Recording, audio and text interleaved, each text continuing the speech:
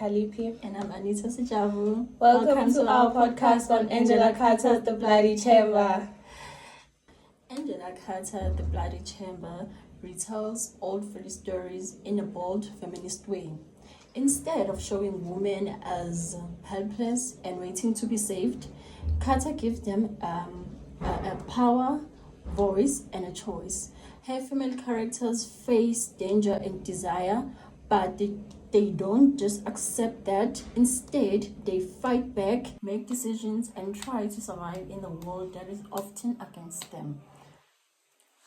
Okay, so Carter mixes fairy tale elements with a dark Gothic style that explores ideas such as sexuality, gender, and power. The Gothic parts, full of mystery and fear, help her show how these stories reflect women's struggles on a daily. By twisting traditional fairy tales, Carter challenges the way society sees women and questions the fantasies that keep these patriarchal systems in place. So today we are looking at the Bloody Chamber from a feminist view. We'll talk about how Carter changes the old fairy tales into dark Gothic stories that question gender roles, sexuality, power, and the idea of romance and happily ever after. So here's the big question.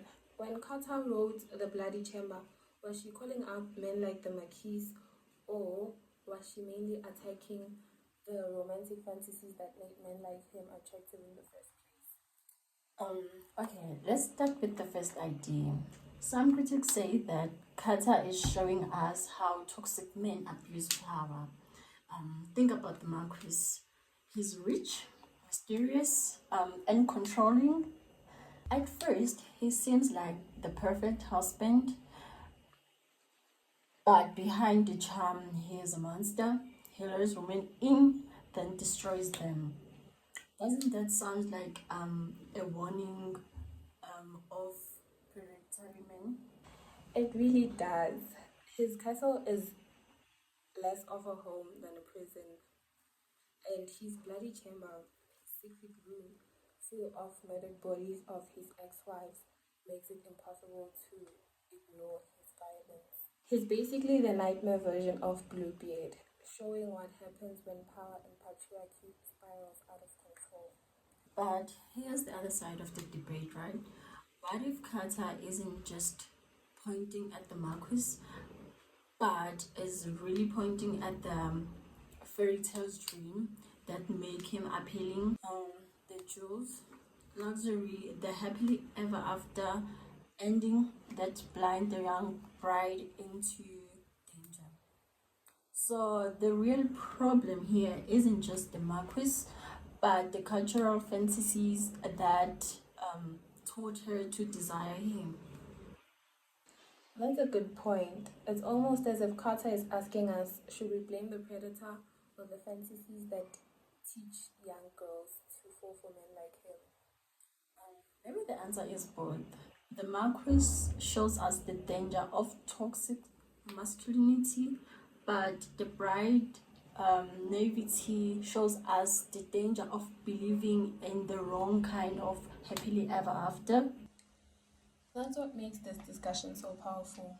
Carter isn't just pointing out at the abusive men. She also questions the seductive fantasy that makes him desirable in the first place. She's also smart enough to show how the fairy tales we grow up with teach us to fall for it. Let's look more closely at how Carter transforms the fairy tale concept. Firstly, marriage. In traditional fairy tales, marriage is the happy ending, but in the Bloody Chamber, it is a trap. The bride herself admits she was both excited and terrified. The court into marriage, into exile. I sensed in myself a potential for corruption that took my breath away. The tension there is attraction mixed with dread is very gothic. And then the ending. Instead of a happily ever after, we get horror where the bride is almost decapitated by her husband and then she is saved by her mother and not Prince Charming. The brave mother shows up with a revolver, shoots down the Marquis, and then this flips the entire fairy tale idea of being a scared, helpless parent. Well, that's bring us to female agency. The narrator starts out naive and passive, but gains self awareness. The mother becomes the avenger, the one who literally kills the Marquis. So, Carter shows that women can be saviors and survivors, not just victims. And then there's monsters. In fairy tales, villains or beasts are always defeated in the end, but Carter complicates them. The Marquise is strangely attractive but also scary at the same time, showing how Gothic stories mix danger with desire. Exactly. Carter blurs the line between romance and horror, showing how the fantasy of lava can become a nightmare. Let's look at how Carter's writing style helps create a powerful dark mood which reveals the hidden dangers in fairy tales. So Carter borrows a lot from the Gothic tradition, and the first thing that stood out is the setting. The castle isn't just a dreamy palace; it is isolated, eerie, and filled with secrets.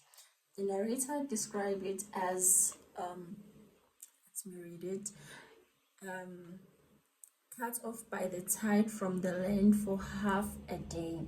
The very solitude of the place with its turrets of misty blue. That mix of beauty and the dangers captures the Gothic mood perfectly. Symbolism is another powerful tool that Carter uses.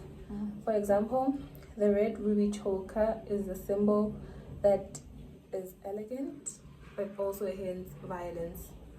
In the story, it is compared to a precious slit throat, meaning it's both beautiful and a warning to show how dangerous the Marquis' love is and how closely linked desire and danger are in the story. The Marquis' predator like description symbolizes his role as both a sexual and social predator, while the mother's history of killing predators since the young age of 17 foreshadows her decisive act of killing him, critiquing the patriarchal power. And then there is violence.